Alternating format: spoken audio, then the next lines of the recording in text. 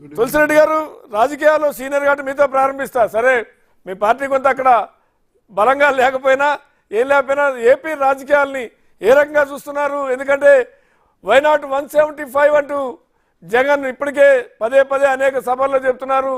మరోపక్కన TDP మీద జనసేన పొత్తు మీద కూడా దత్తపుత్రుడు అంటూ లేకుంటే మరొకటి అంటూ కామెంట్ చేస్తున్నటువంటి పరిస్థితి కనపడుతుంది.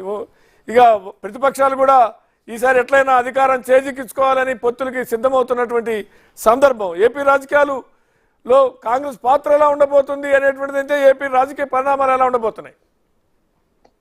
ఈ ఎన్నికల్లో మా నినాదం వచ్చేసి why not AP for Congress. Right. Why not AP.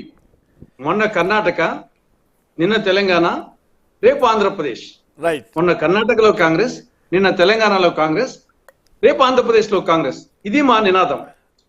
దీనికి సహేతుకమైన కారణాలు ఏమంటే, మొదటి నుండి కూడా ఉభయ తెలుగు రాష్ట్రాలు నెహ్రూ కుటుంబానికి కాంగ్రెస్ పార్టీకి కంచుకోవటం. ఉభయ తెలుగు రాష్ట్రాలకి ఆంధ్రప్రదేశ్ ఉన్నప్పుడు కూడా 1977లో 42కు 41 ఎంపీ సీట్లు, 1980లో మళ్ళీ 42కు 41 ఎంపీ సీట్లు ఇచ్చినటువంటి రాష్ట్రం ఇది. ఈవెన్ 2004, 2009లో కూడా కాంగ్రెస్ నేతృత్వంలో యూపీఏ ప్రభుత్వం అధికారంలోకి వచ్చేదానికి 2 సార్లు కూడా ఉమ్మడి ఆంధ్రప్రదేశ్ లో వచ్చిన ఎంపీ సీట్లే ప్రధాన కారణం. కాబట్టి మొదటి నుండి కూడా కాంగ్రెస్ పంచుకోవటం. కానీ రాష్ట్ర విభజన సందర్భంగా ఒక 10 సంవత్సరాల పాటు అధికారానికి దూరం కావాల్సి వచ్చింది. అరణ్యవాసం చేయాల్సి వచ్చింది. ఆ అరణ్యవాసం 2 రాష్ట్రాల్లో అయిపోయింది. మన తెలంగాణలో 10 సంవత్సరాల అరణ్యవాసం అయిపోయి అధికారంలోకి వచ్చింది. అదేవిధంగా ఆంధ్రప్రదేశ్ లో 10 సంవత్సరాల అరణ్యవాసం అయిపోయి ఖచ్చితంగా అధికారంలోకి వస్తుంది. కాబట్టి మా నినాదం వచ్చేసి వై నాట్ ఏపీ. కాబట్టి ఈ నినాదంతో పోతాం. ఖచ్చితంగా ఈ 3-4 నెలలు ఏ విధంగా కర్ణాటక ఎన్నికల ఫలితము తెలంగాణ మీద ప్రభావం చూపించి తెలంగాణలో కాంగ్రెస్ అధికారంలోకి వచ్చిందో, అదే విధంగా తెలంగాణ ప్లస్ కర్ణాటక ఈ 2 రాష్ట్రాల ఎన్నికల ఫలితాలు కాంగ్రెస్ పార్టీకి ఇక్కడ చాలా ఉత్తేజం, ఒక ఉత్ప్రేరకంగా, ఒక క్యాటలిస్ట్ గా పనిచేస్తున్నాయి. కార్యకర్తల్లో కానీ ప్రజల్లో కానీ పెనుమార్పు వచ్చింది.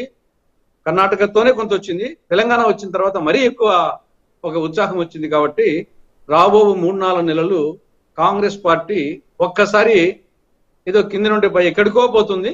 కాబట్టి మా మిగతా పార్టీలు చెప్పుకోవచ్చు, కానీ 5 సంవత్సరాల పాటు టీడీపీ పాలన చూశారు, 5 ఏళ్ల పాటు జగన్ పాలన చూస్తున్నారు, 10 ఏళ్ల పాటు బీజేపీ పాలన చూసిన తర్వాత ప్రజలు వచ్చేసి ఏమైనా కాంగ్రెసే మేలు, ఇది అందరి పార్టీ, మిగతావన్నీ కొందరి పార్టీలు అనే అభిప్రాయానికి వచ్చారు. కాబట్టి తర్వాత బీజేపీ అనేది ప్రథమ శత్రు. ప్రత్యేక ఆంధ్రప్రదేశ్ సంబంధించి ప్రత్యేక హోదాకు పంగనామాలు పెట్టడం, బుందేల్ఖండ్ తరహా స్పెషల్ డెవలప్మెంట్ ప్యాకేజీకి తిలోదకాలు ఇవ్వడం, చట్టంలోని అంశాలను అమలు చేయకపోవడంతో నంబర్ 1 శత్రువు వచ్చేసి ఆంధ్రప్రదేశ్ కు బీజేపీ. అటువంటి బీజేపీకి ఈ 3 ప్రాంతీయ పార్టీలు కీలుబొమ్మలు. ఆంధ్రప్రదేశ్ సంబంధించి బీజేపీ అంటే పి అంటే బాబు, జే అంటే జగన్, పి అంటే పవన్.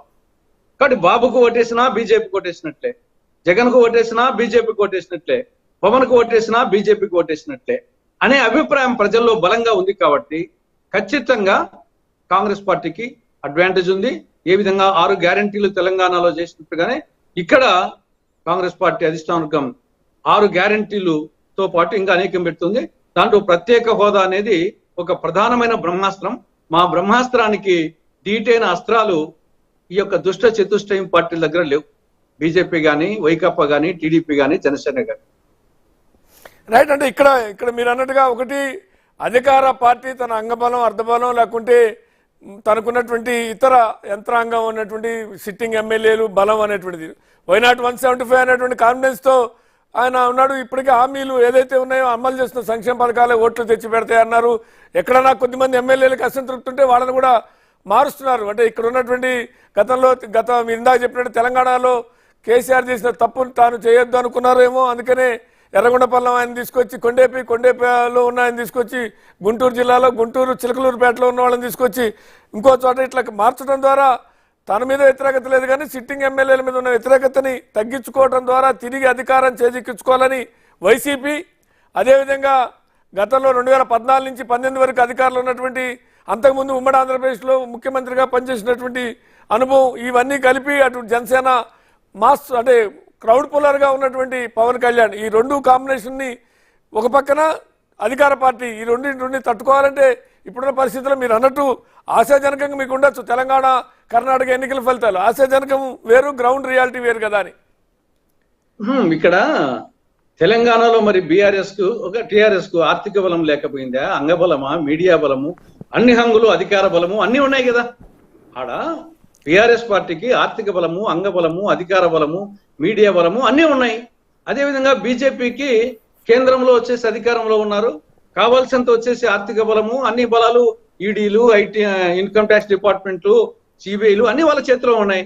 కాబట్టి అయినా కానీ కాంగ్రెస్ కి వచ్చేసి ఏమీ లేకున్నా కానీ వచ్చేసి ఒక్కసారి ప్రజా తీర్పు అనేది చూశాం కదా. కర్ణాటక ఎన్నికలకు ముందు ఈవెన్ తెలంగాణలో కూడా మునుగోడలో కానీ హుజురాబాద్ లో కానీ ఆ రోజు కూడా కాంగ్రెస్ కి వచ్చేసి డిపాజిట్ పోయిన నేపథ్యం ఉంది. కానీ 3 నెలల్లోనే కర్ణాటక ఎన్నికల ఫలితం తర్వాత బీజేపీ, బీఆర్ఎస్ ఈ రెండు ఒకటే అనే ప్రజలకు అభిప్రాయం వచ్చిన తర్వాత ఆటోమేటిక్ వచ్చేసి కాంగ్రెస్ ఒక్కసారి పుంజుకున్నది. కాబట్టి ఖచ్చితంగా కాంగ్రెస్ పార్టీకి అన్ని అవకాశాలు ఉన్నాయి. ఇక్కడ కూడా అదే పరిస్థితి. బీజేపీ చేతిలో కీలు బొమ్మలు ఈ 3 వీళ్ళకు ఏమైనా ఉండొచ్చు, వీళ్ళ చేత ప్రత్యేక హోదా తెచ్చే శక్తి, ఇచ్చే శక్తి వైకాపా గానీ, టీడీపీ గానీ, జనసేనకు గానీ లేదు. కేంద్రమే ఇవ్వాలా, కేంద్రంలో బీజేపీ అన్నా కాంగ్రెస్ అన్నా ఇవ్వాలా.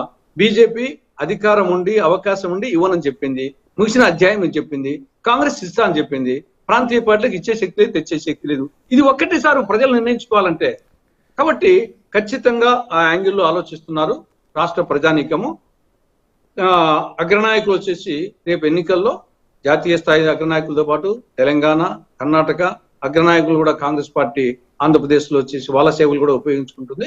ఖచ్చితంగా మాకు వచ్చేసి త్వరలోనే విశాఖపట్నము, అమరావతి, 5-6 చోట్ల భారీ బహిరంగ సభలు, దానికి మల్లికార్జున ఖర్గే గారు, సోనియా గాంధీ గారు, ప్రియాంక, రాహుల్, తెలంగాణ అగ్రనాయకులు, కర్ణాటక అగ్రనాయకులు, కాంగ్రెస్ అగ్రనాయకులు, మేము రాష్ట్రాంతం అందరం కలిసి ఒక భారీ బహిరంగ సభలు, 5-6 బహిరంగ సభలు, ఒకటి విశాఖ ఉక్కు కోసం, ఒకటి పోలవరం కోసం, ఒకటి ప్రత్యేక హోదా కోసం, ఒకటి అమరావతి రాజధాని కోసం, ఒకటి కడప స్టీల్ ప్లాంట్ కోసం, వీలైతే పులివెందుల్లోనే ముఖ్యమంత్రి ప్రాతినిధ్యం ఉంచే నియోజకవర్గంలోనే ఒక భారీ బహిరంగ సభలు పెట్టాలని ఒక ప్రయత్నాలు చేస్తున్నాం.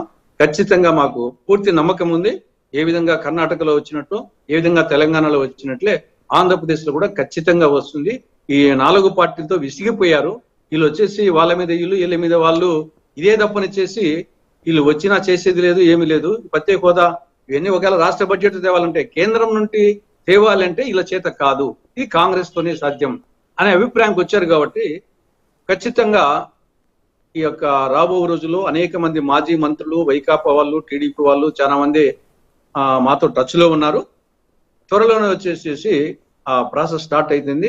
చాలా మంది వైకాపా నాయకులు స్వగృహ ప్రవేశం చేసేటట్టుగా ఉన్నారు. అదేవిధంగా మాజీ మంత్రులు, కొంత న్యూట్రల్ గా ఉండే వాళ్ళు కూడా ఈ యొక్క తెలంగాణ ఎన్నికల ఫలితం చూసిన తర్వాత కాంగ్రెస్ పార్టీ మొగ్గు చూపుతున్నారు. రైట్. శాంతిప్రసాద్ గారు, తులసిరెడ్డి గారు ఒక కీలక